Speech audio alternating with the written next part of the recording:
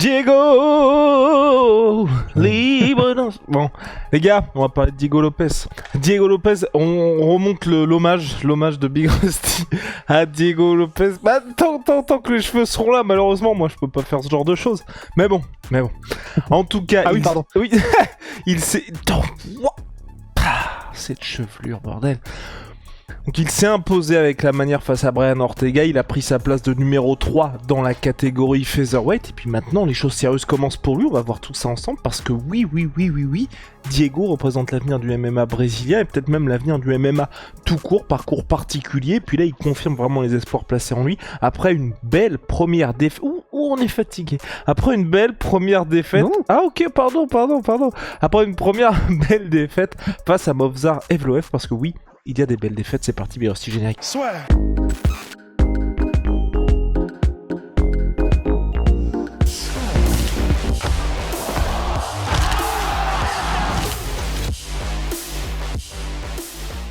On se souvient de Diego Lopez qui était arrivé un peu en short notice face à Movsar Evloev en pleine bourre, mais Movsar toujours donc qui est sur une impressionnante série de victoires, mais monsieur décision encore plus que Merab Dvalishvili, et Diego Lopez avait fait un très gros combat face à lui, il avait perdu 2 rounds à 1, mais tout le monde avait été surpris par son niveau, et depuis cette défaite, c'est simple, il enchaîne les victoires, toujours face à des plus grands noms, toujours avec des finalisations, et puis surtout voilà, c'est un mec qui délivre à chaque fois, qui est placé lors d'événements importants pour l'UFC, et bien maintenant, après l'UFC 300, après sa victoire à la Sphère, il est 3ème de la catégorie featherweight, ça fait du bien parce que les vieux briscards que sont Brian Ortega, bah ils commencent à dégager, pourquoi pas affronter Yair Rodriguez pour sa prochaine sortie, mais le plus dur va commencer avec lui, quand je dis le plus dur, c'est ça, et c'est peut-être là où je vais gâcher la fête, mais je ne le vois pas battre ni Volkanovski, ni Max Holloway, ni Ilia Topuria. Pour l'instant, en fait, c'est vrai qu'il a un style qui est tellement agressif, offensif, mais il prend lui-même des coups et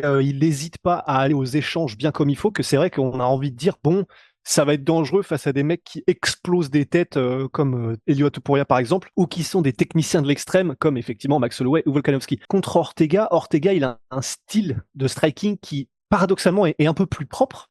Même vraiment, il a un style vraiment une belle boxe anglaise, même s'il a perdu le combat, c'était beau ce qu'il faisait, une belle mécanique de frappe, c'était propre. On se souvient de ce qu'il avait fait contre le Korean Zombie, donc même s'il s'est fait dominer par les meilleurs Brian Ortega, il est quand même propre, c'est pas n'importe qui quand même. Et on a vu la différence de style dans leur combat entre Ortega et Lopez, même si c'était un peu plus bagarreur, il a naturellement, au-delà de la puissance, une précision, un timing. Et c'est Luke Thomas qui parlait de sa mémoire musculaire. C'est-à-dire qu'en fait, précision, timing et puissance, ouais, mais effectivement, tu as cette impression qu'une fois qu'il a réussi à choper avec quelle gestuelle il peut te toucher, tu as l'impression que c'est bon, hop, c'est inscrit, c'est codé dans le disque dur et il va t'avoir à chaque fois. Même si c'est pas forcément beau, même si c'est pas la plus belle manière de striker. Et donc, tout ça pour dire, à l'allemande, il est efficace en fait. Donc, j'attends de voir ce que ça va donner contre vraiment les tout meilleurs, effectivement. Parce que là, il y est, ça y est. Il a battu Brian Ortega. Même s'il y a des questions à se poser sur le niveau qu'avait Brian Ortega, il était propre, il y est. Donc, on va voir. Mais c'est vrai que par contre, au-delà du style, et pour lequel il y a des questions, savoir si ça marchera contre les champions et les contenders, c'est du pain béni pour l'UFC. C'est vraiment un mec. Alors, il fait du trash talk vite fait. Par exemple, là, il en a fait contre Movsar Evloev en lui disant, parce que Movsar Evloev, donc comme tu l'as dit, monsieur décision, même s'il a gagné contre Lopez quand Lopez l'a pris à 5 jours de préavis, en fait, depuis ce moment-là, Lopez, il a explosé en termes de classement, de popularité et d'amour des fans. Movsar Evloev est littéralement resté au même niveau. Mais c'est pour ça que j'aimerais beaucoup une revanche entre les deux. Parce que Movsar, voilà, il y a juste les victoires, mais sinon ça me ferait plaisir. C'est un rank à la F, personne ne veut le voir au plus haut niveau.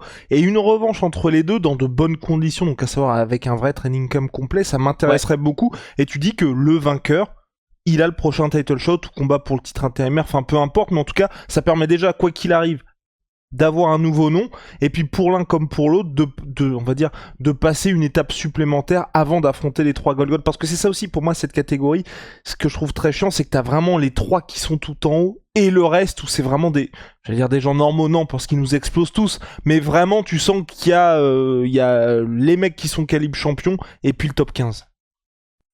Ouais, non, c'est clair. Mais cela dit, parce que là, donc, après sa victoire contre Brian Ortega, Movsar Evloev l'a call-out et il a refusé Diego Lopez, mais il a refusé pour une fois, ça s'entend complètement.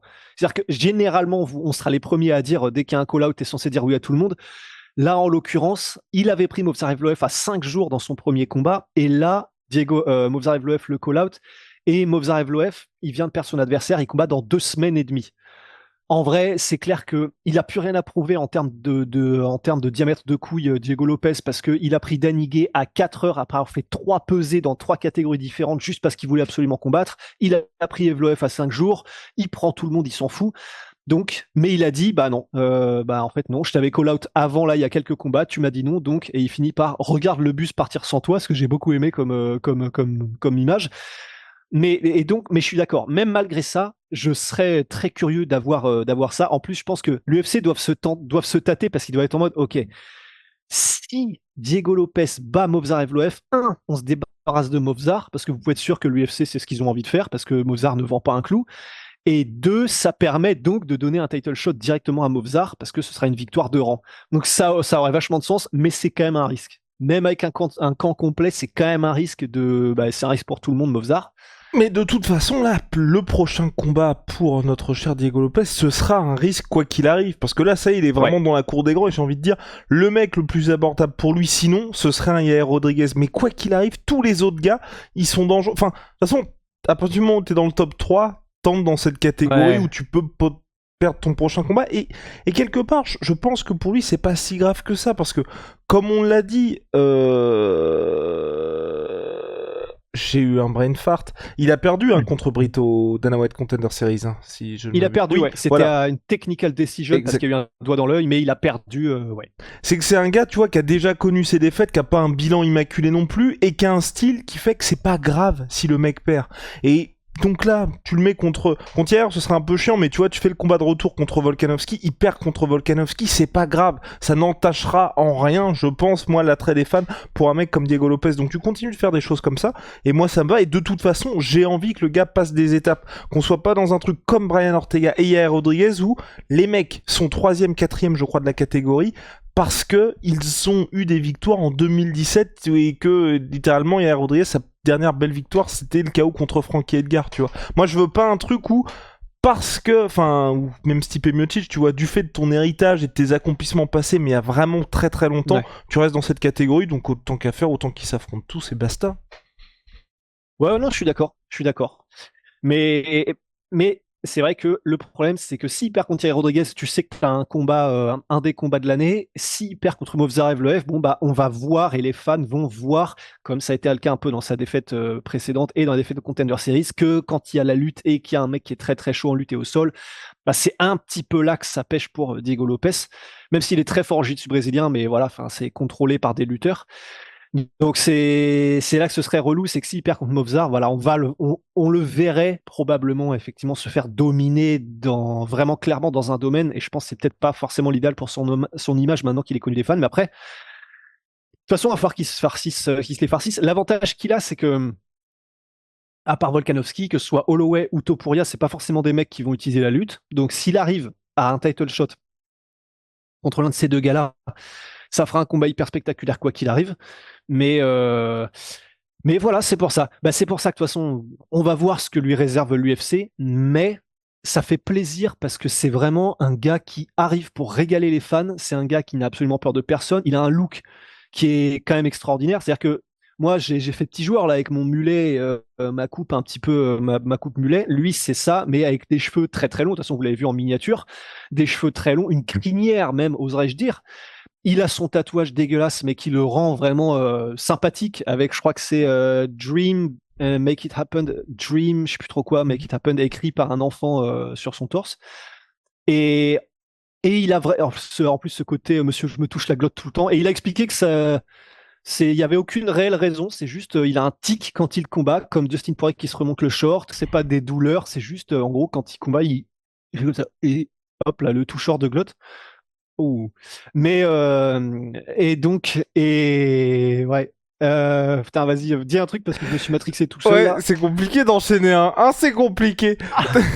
Non, je pense qu'on a fait le tour sur lui. En tout cas, il entre dans une nouvelle dimension et puis ça montre aussi vraiment que quand vous avez ce genre de style, que vous êtes toujours chaud pour affronter qui que ce soit, avec l'UFC généralement ça se passe bien. Et puis comme tu l'as dit, que ce soit Danny Gay, il ne laisse jamais de côté l'UFC. C'est pour ça que vraiment, à mon avis, il y a des gros trucs qui vont se passer pour lui pour la suite. On verra le prochain adversaire. Moi, j'espère vraiment, tu vois, qu'il fera pas de surplace, ni même le mettre contre un Arnold Allen, tu vois. Ouais, bah ouais.